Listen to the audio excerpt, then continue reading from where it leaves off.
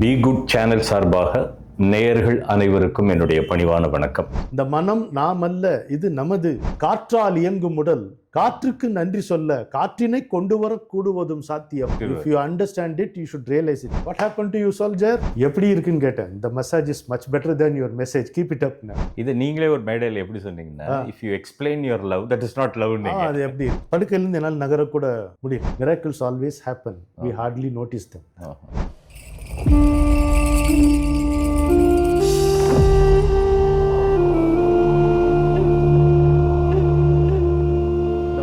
நாம் அல்ல, இது நமது அப்படின்னு நம்ம முதல்ல நம்பினா போதும்.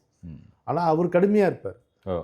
ஐ can I'm understanding it intellectually but I am not able to realise it. இந்த பொருடாலாம் விடாதேன்னு.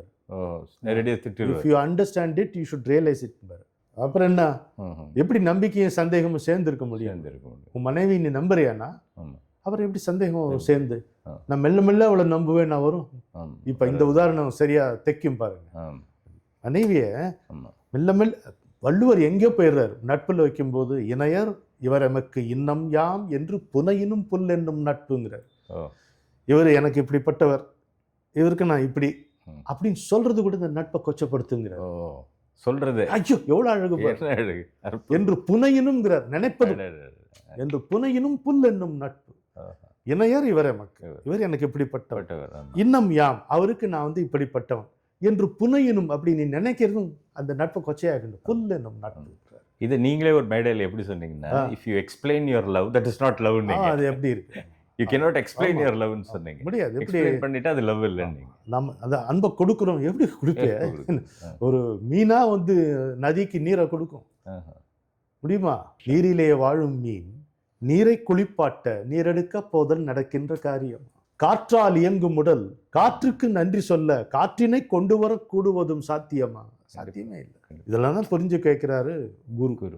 உங்களுக்கு நேரடியா இந்த மாதிரி சம்பவங்கள் உங்க லைஃப்ல டச் ஆனது சிவானந்த மூர்த்திய பர்சனலா? உங்களுக்கு இப்போ மற்றதெல்லாம் வேற, பர்சனலா சொல்லும் போது எங்களுக்கு மோர் அத்தன்டிக். அப்படி என்ன உங்களுக்கு ஏற்பட்டது? நான் வந்து தாங்க முடியாத முதுகு வலியில இருந்தேன்.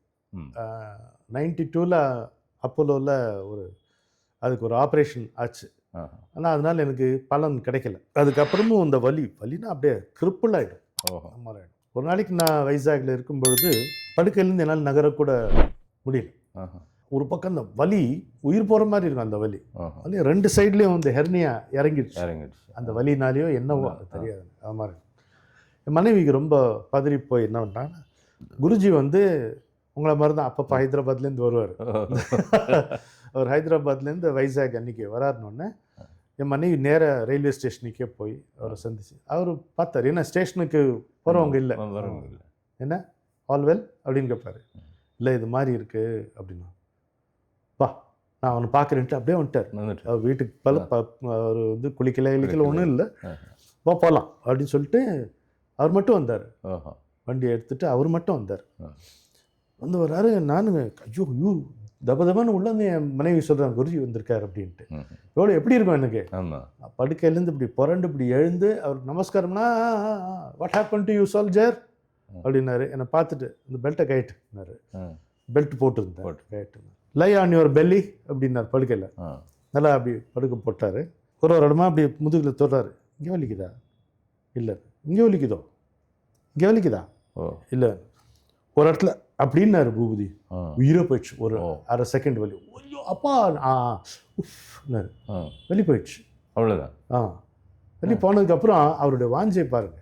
வலி போச்சா இப்போ வலி இல்லைல்ல அப்படின்னு சொல்லிட்டு மசாஜ் பண்ணுறாரு. எப்படி இருக்குன்னு கேட்டேன். இந்த massage is much better than your message. Keep it அப்னா பட்டுன்னு அடிச்சார். பின்னாலே அடிச்சார். அப்புறம் அவர் காலடியில் உட்காந்தேன். கொஞ்சம் காஃபி குடிச்சார். கிளம்பி போயிட்டார்.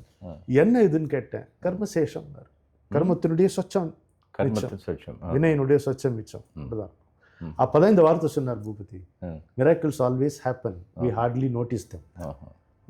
அதிசயங்கள் எப்பொழுதும் நிகழ்ந்து கொண்டுதான் இருக்கின்றன, நாம் தான் அதை கவனிப்பதே இல்லை. இது ஹீலிங் மாதிரியா? இது எப்படி? இது அதாவது எப்படி கிடைக்குது? ஒரு குருவுடைய மெக்கானிசம் கேட்குறீங்க, அதை தெரிஞ்சுக்கணும்.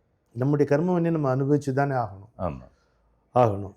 எது வரைக்கும் அது வந்து குரு நிச்சயிக்கிற வரைக்கும். குரு என்ன செய்வார்? பொதுவாக நம்ம கர்மாவில் இன்டர்ஃபியர் பண்ணவே மாட்டார். நம்ம அனுபவிக்க விட்டுருவார். அது நல்லதானாலும் சரி, தீயதானாலும் சரி. அப்புறம் எதுக்கு குரு வர? ஆனால் அவர் பார்ப்பார், இப்போ அவன் இந்த பாதையில் இருக்கான், நம்ம சொன்னபடி அவன் ஒரு நல்ல பாதை, தன்னுடைய அகப்பயணத்துக்கு தயாராகி போயிட்டுருக்கான். இப்போ அவன் பண்ண பழைய ஒரு வினையினால் அவனுக்கு ஒரு பெரிய துன்பம் வருதுன்னு வை. இந்த துன்பத்தை வந்து தாங்க மாட்டான். இந்த துன்பம் அவன் இந்த பாதையிலிருந்தே கூட விலக்கிடக்கூடும் அப்படின்னு பார்த்தாருன்னா, நம்முடைய ஆன்மா என்கின்ற அந்த ஆசனத்தில் அமர்ந்து அந்த பாவத்தை விழுங்கி விடுவார் குரு. ஒன்று அதே பார்க்குறார்.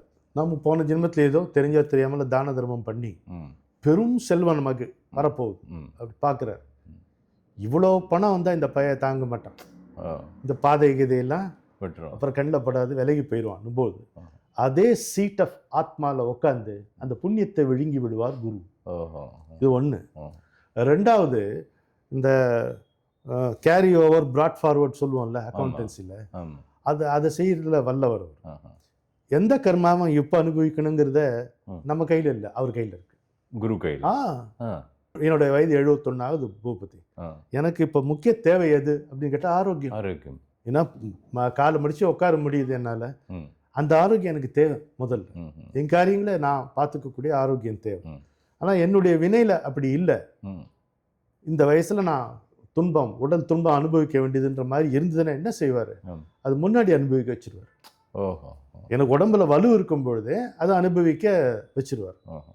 இது மாதிரி அது ஃபாஸ்ட் ஃபார்வர்டு பண்ணுறதுக்கும், ரீவைண்ட் பண்ணுறதுக்கும், கேரி ஓவர் பண்ணுறதுக்கும், பிராட் ஃபார்வர்ட் பண்ணுறதுக்கும் குரு நினைச்சா அது பண்ண முடியும், செய்யலாம். இது ரெண்டாவது. Your karma is being washed under my supervision. இது சொல்லலை எல்லாரும், அட் மை டிஸ்கிரிஷன். நான் எப்படி நிச்சயம் பண்ணுறேனோ அந்த விதத்தில் உன்னுடைய கர்மாவை நீ அனுபவிப்பவன், வினையை நீ அனுபவிப்பான். இது ரொம்ப முக்கியம். இதுக்கப்புறம் இன்னொரு ஸ்டேஜ் இருக்குது. அப்புறம் பார்க்குறாரு இவர் இவன் எப்படின்ட்டு. இவனுக்கு ரொம்பவே இதில் ஆர்வம் இருக்குது. எவ்வளோ எப்படியாவது இதை நம்ம குரு சொன்ன வித்தையை கடைப்பிடிச்சு, அவர் சொன்ன வார்த்தை, அவரின் அறிவுரைகள் இருக்கும்ல, ரெண்டு இருக்குல்ல, ஒன்று பயிற்சிகள், இன்னொன்று அறிவுரைகள். ரெண்டும் இம்பார்ட்டன்ட். ரெண்டு ஒன்றை புறந்தள்ளி இன்னொன்று எடுக்கக்கூடாது. ரெண்டையும் நம்ம சமமாக பாவிச்சு பண்ணணும். இவனுக்கு இதில் இவ்வளோ தீவிரமாக ஆர்வம் இருக்கும்போது, இந்த இவ்வளோண்டு உயிர் இருக்குல்ல, ஜீவன், ஒரு மூட்டை அளவு கர்மா இருக்கு, அதை கட் பண்ணக்கூடிய, அப்படி கத்திரிச்சு ஜீவனை ஃப்ரீ ஆக்கக்கூடிய வல்லமை, உரிமை, ஒரு விதத்துல கடமை குருவுக்கே உண்டு. Spiritual doctors. அப்போ அவர் தான் சார் எனக்கு ரொம்ப ஆச்சரியம். இது வரைக்கும் இருந்த ஒரு ஃபார்முலா, கர்மா இதை செய்தவன் இதை அனுபவிக்கணும் அப்படின்லாம் சொல்லிட்டு இருக்கும்போது, இப்போ இருக்கிற ஜென்ரேஷன் சார் இது அதை ஒத்துக்க மாட்டேன்றாங்க. யாரோ எங்கள் அப்பா பண்ணதுக்கு நான் ஏன் பண்ணணும், எங்கள் தாத்தா பண்ணதுக்கு நான் ஏன் பண்ணணும், எனக்கு என்ன சம்பந்தன்ற கேள்வி இருக்கு. கேட்டா இதை உங்க குரு, நம்ம குரு, அவர் தான் டைரக்டா சிவன்கிட்டே போய் மோதினார். அதே கேட்டுக்க இல்லை, அவர் நாங்கன்னு சொல்லிக்குவார். வேற யார்கள் இருக்காரோ இல்லை, அது ராயல் வியோ தெரியாது. அவர் என்ன சொல்றாரு, இப்ப இருக்கக்கூடிய காலகட்டத்தில் உடனடியா பலன் வந்தாதான் மனுஷன் நம்புறான், இல்லைன்னா நம்ப மாட்டேன். இப்போ நம்ம தலைமுறை, நமக்கு முந்தைய தலைமுறையில் அப்படி இல்லை, நம்ம வினை எப்படிதான் அப்படின்னு எடுத்துட்டு போகணும்.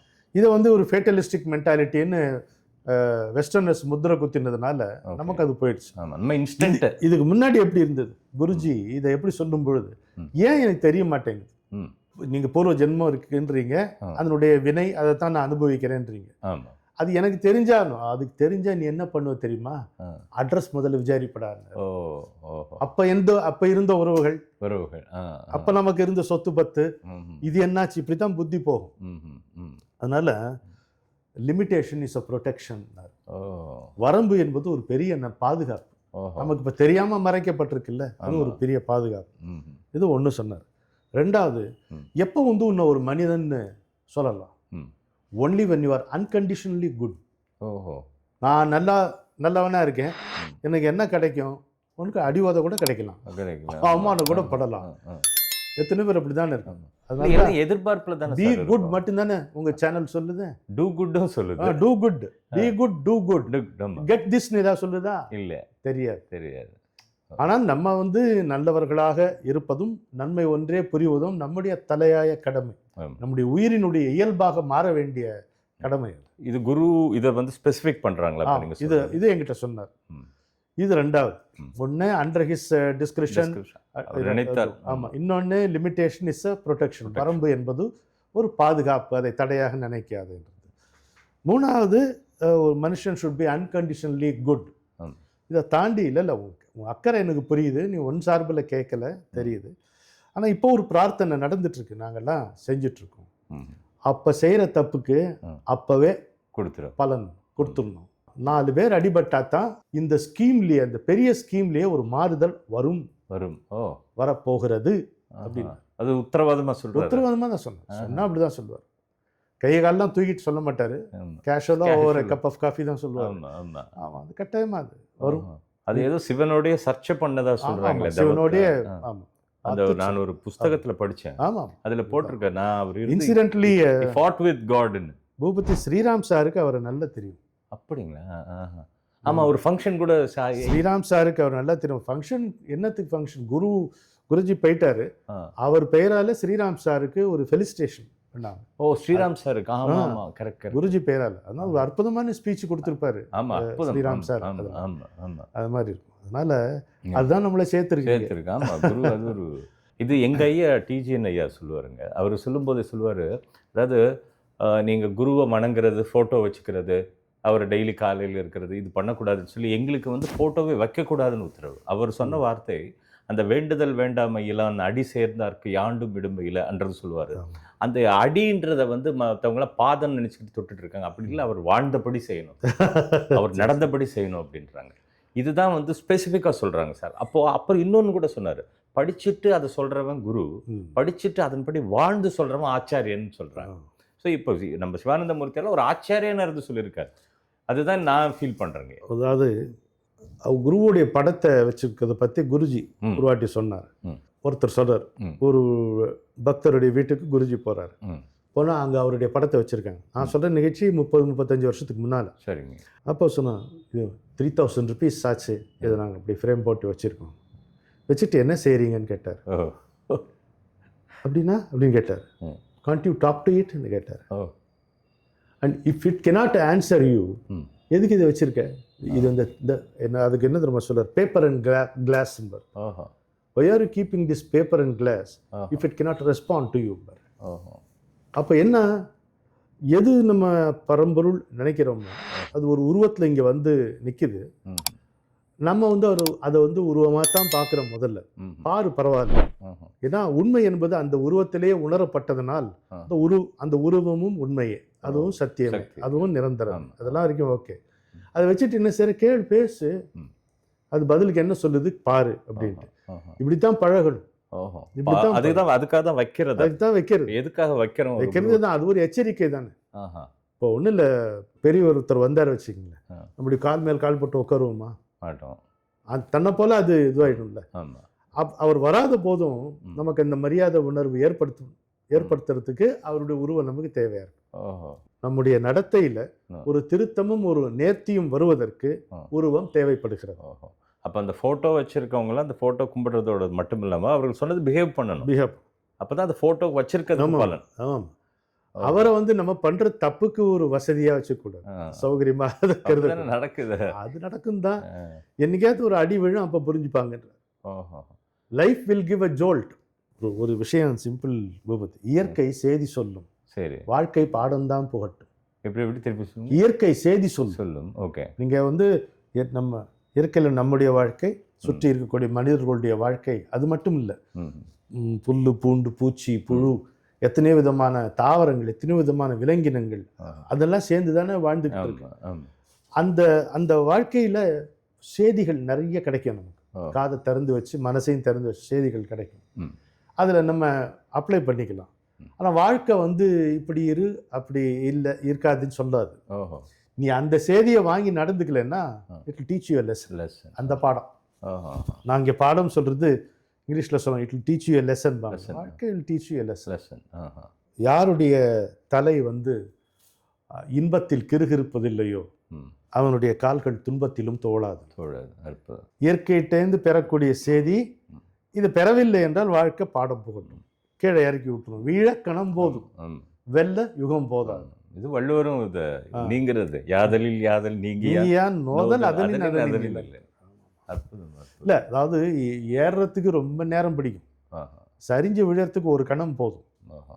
திரும்ப ஏறுறதுக்கு அடேங்கப்பா அதுக்கு கை தூக்க தானே குரு இருக்காங்க. ஆமாம், ஆமா, ஆமா, ஆமா. அடக்கமாக இருக்கிறது ஆமா. சௌரியம், ஆனந்தமாக இருக்கிறதுக்கு வழி. ஆஹா. சிவானந்தமூர்த்தி ஐயாவை நீங்க ஃபைனல் எப்போ பார்த்தீங்கய்யா? அவர் போலீஸா இருந்து இதானவர் தானுங்க? போலீஸாக இல்லை, டிஐஜி ஆஃபீஸில் மேனேஜராக இருந்தார். ஓஹோ, அப்படிங்களா? உயர் பதவியில் தான் இருந்தார். ம்ஹும். அப்போவே அவருடைய மகிமை நல்லா தெரிஞ்சு ம்ஹும். அவருக்கு கடைசியில் சில நாட்கள் உபதிரவமாக போச்சு. ஓஹோ. ஏன்னா அந்த டிஜிஎஃப் போலீஸ்லாம் அவர் எதிர உட்கார மாட்டாங்க. உட்கார மாட்டாங்க. சரி, புரோட்டோகால் படி அவர் வந்து கீழே, ஆமா. ஆனால் உட்கார மாட்டாங்க, தொப்பியோடு பேச மாட்டாங்க. ஓஹோ. அவர்கிட்ட இது தொல்லையாச்சுன்றதுனால ஆஹா. Voluntary retirement வாங்கிக்கிட்டார். அப்புறம் தான் பீமிலிப்பட்டினத்துக்கு வந்தார். ஆஹா. வரங்கல்ல பல வருஷங்கள் இருந்தார். ஹைதராபாத்தில் இருந்தார், வரங்கல்ல இருந்தார், அடிலாபாத், இந்த மாதிரி நக்சல் ஏரியாலாம் இருந்திருக்காரு அவர். ஆஹா. அப்புறம் பீமிலிப்பட்டினத்தில் ஒரு மாந்தோப்பை வாங்கி ஆஹா. ஒரு சின்னதாக ஒரு வீடை கட்டிக்கிட்டு இருந்தார். அப்புறம் அவருடைய பக்தர்கள், அந்த REC college of engineering professors வரங்கள், அவங்க நிறைய பேர் இருந்தாங்க. நாங்களும் உங்களோட வந்து இருப்போம்னா அவங்களுக்கு பிளாட் போட்டு அதை கொடுத்துட்டாரு. அவங்க வீடு கட்டு அங்கே இருந்தாங்க. இப்படி தான் அந்த இப்போ ஒரு ஆசிரம் மாதிரி இருக்கா? ஆசிரமில் கிடையாதுன்ட்டார். Ashram has strict rules. நான் சொன்னேன், ஐ லைக் யுவர் ஆசிரம். இது ஆசிரம் கிடையாது. ஆசிரம் வந்து அதுக்குன்னா ஸ்ட்ரிக்ட் ரூல்ஸ் இருக்கும். இது வேணா ஒரு ரிட்ரீட்னு வச்சுக்கோ அப்படின்னாரு. அப்போ இங்கே எப்படி அப்படின்னு கேட்டேன். விதிமுறைகள் இங்கே என்ன இருக்கு தெரிஞ்சுக்கலாம். இங்கே rules are not mentioned, they are observed.